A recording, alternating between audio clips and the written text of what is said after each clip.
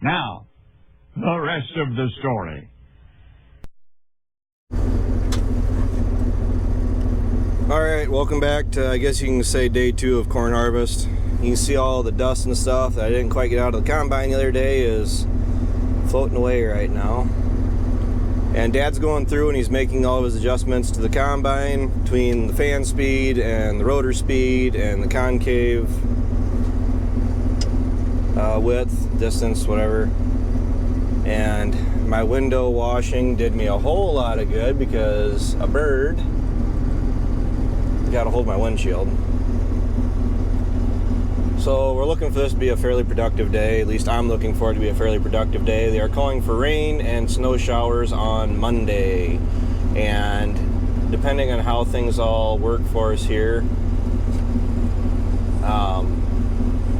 2 days it would probably take, should really take us, especially from having to haul up to Rockville here, to get that 20,000 bushel drying bin up and running.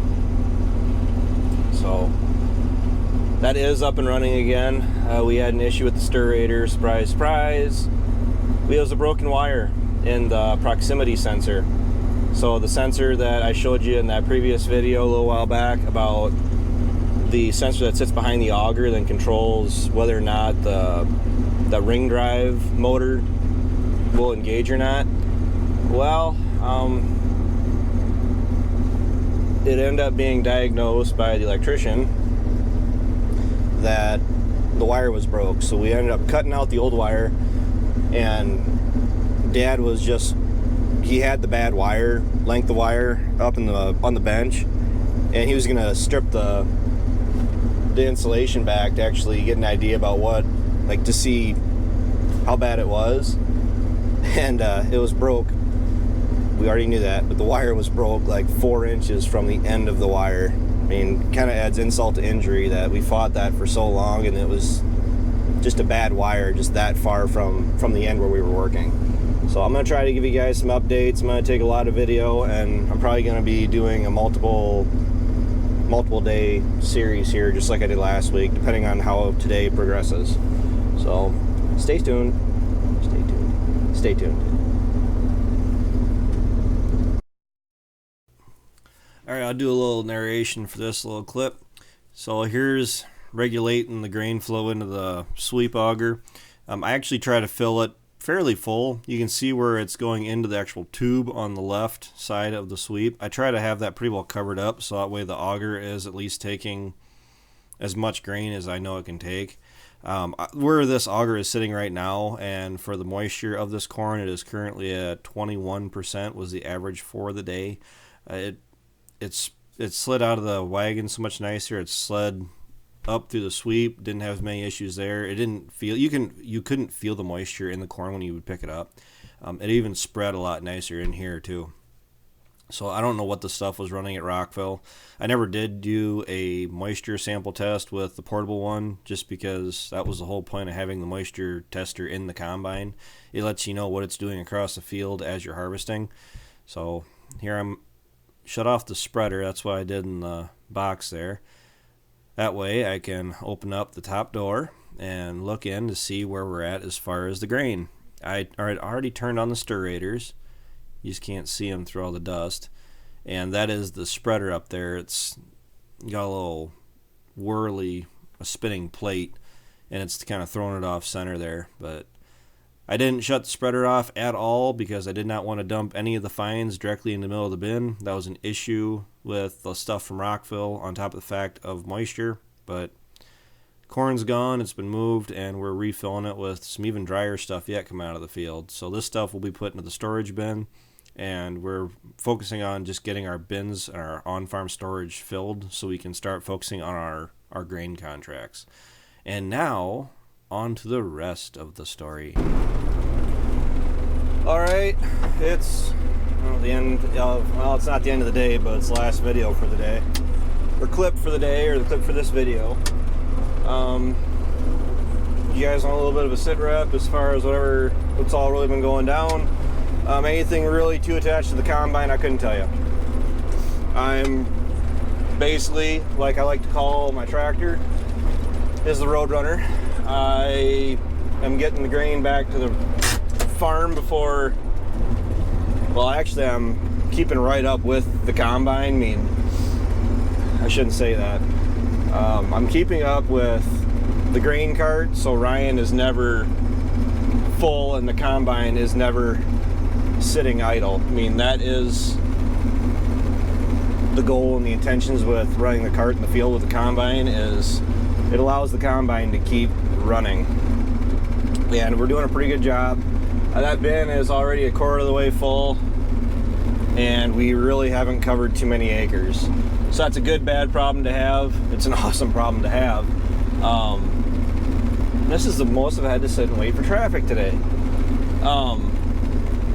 The last I heard, on marginal ground, as in marginal is the poorer ground, or if you're renting it, it's the ground that you wouldn't be paying top dollar for, and we're running 210, and it's at my place.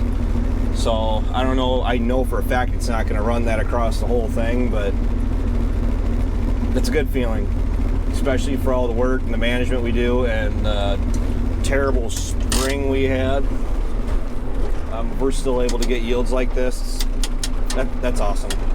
So the plan is to get that bad boy filled up. It's coming off the field at 22% average, 21.3 if you want to get really specific. The wettest moisture test I had was, I think, 23. But believe it or not, I don't mind doing this, running up and down the road. It doesn't bother me at all. As a matter of fact, I actually prefer it because it keeps my little brother from having to do it. And traffic can be stupid. So this way Ryan is able to run the cart, keep Dad moving. He gets plenty of action footage. Go through a cloud of smoke here. This guy's burning his leaves. Okay, show of hands, that's the comment for today's video. How many of you really care about sweeping up or raking up the leaves in the fall out of your yard? I, for one, have never done it. It's never bothered me. But there's still people around here. I don't go to town that much. But there's still some people that go through with the leaf blower and pile them up and bag them up and get rid of them. They're biodegradable to me. I'd hit them with a lawnmower, chop them up, grind them up, and let them go back down to the soil. But there's people out there that really, really like their yards. I am definitely not one of those people. So my yard grass is a weed. As far as doing this, I'm actually making a really good time. Like I said, Dad's not waiting, Ryan's not waiting. The cart still has a bunch of empty space in it when I get down there. The biggest thing is traffic on the road, and to be quite honest, I'm pretty much out of don't give a froths, because as far as worrying about traffic anymore, I'll make them sit and wait for me when I go to turn. I mean, the problem is, if you pull along the side of the road, if there's a string of cars behind you and you have a load behind the tractor, so it takes a little bit of snort to get the tractor moving. And then by the time you get going again, there's another car that comes around the corner. I don't know. The older you get, the grumpier you get, or the older you get, you realize that everybody else can take a breather and sit and wait for 30 seconds. I had a pretty good line behind me before. I had about 10 cars, and I was all the way over up to this point, but it was one of the few drivers I've come across today that actually listened to the double yellow line rule and didn't pass me. Oh, we're dealing with mud, a lot of mud. If you guys can see, the window is pretty well covered, on the front window. The wagon is covered, tractor's covered, the tires are mud. The first two wagon loads were pretty hairy this morning. I thought it was going to be a little bit drier. That's why we didn't harvest yesterday. And yeah, I'm sure it helped to a certain degree, but the first couple loads today were kind of scary. I didn't even have full loads in this coming down the field road. So I mean, I wasn't going up, so I had that weight actually pushing me a little bit, and the front tires they sunk right in. They quit moving, so I was actually pulling mud with this thing. But I got it figured out. I know where the soft spots are at in the field on my field road. I'd like to get a bunch of breaker run, just like 4-inch breaker rock. And the problem is, you're probably talking a couple $1,000s just to do it. And I don't have enough diverse income coming in to justify a expenditure like that. We've been doing this forever. Not saying we should do it forever, but improvements are coming as far as the money flows and everything else like that. I was just talking to a friend last night about that 630 disc of mine, thinking about selling it, just because I don't like it. We've outgrown it. Not to the point where, I mean, the size-wise, it's all right yet. It's the same width as the VT, but it doesn't have a rolling basket. It doesn't even have a rear harrow. I mean, so I'd have to go through and put at least a harrow on it. But the problem is, talking to Mr. Tucker, as far as doing a harrow, those actually incorporate more air into the soil. So what we're really looking and what we're really needing is a rolling basket to push that air out of the soil and firm that soil up so the corn planter can go through the field so much easier without having big pillows of air that it's dropping down into. So what happens is, if you're planting and you're leaving trenches like this behind the gauge wheels and the seed bed, if you get a strong enough rain, a heavy enough rain, what ends up happening is then all that dirt that is on the ends of the trenches flows down in, covers up your seed, and your corn seed at say 2 inches, your bean seed at 1.5 inches, all of a sudden they become 3 inches and 2.5 inches.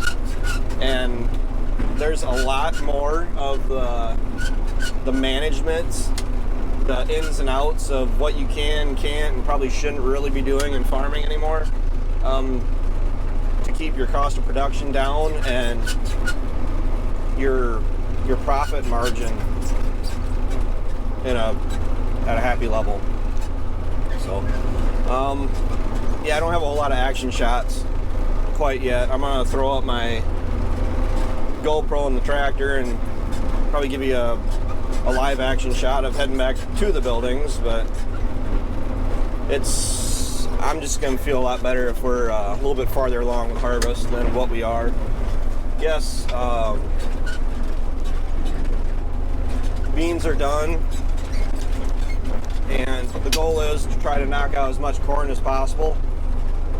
We're going to get that bin, fill up a Rockville, and then we can't haul out any grain on contract, which is what's kind of hurting me, but I gained currently an 8 cents profit, if we'll call it that, on basis by going through and hauling out in November as opposed to October. So it's a profitability thing. I gotta go. So thanks for watching, guys. Stay tuned for more harvest videos, and I'm hoping it dries out a little bit before that snow comes, because that's what they're calling for. So until next time, take care, take it easy, keep in touch.